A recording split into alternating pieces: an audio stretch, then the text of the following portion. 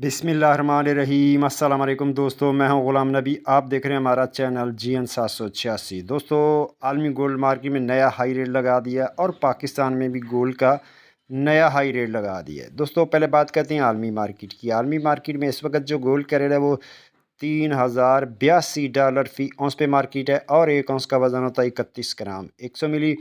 अब दोस्तों, अब यहाँ बात कर लेते हैं local liberty market Gulberg 3 Lahore Pakistan. आज तरीके 28 मार्च 2025।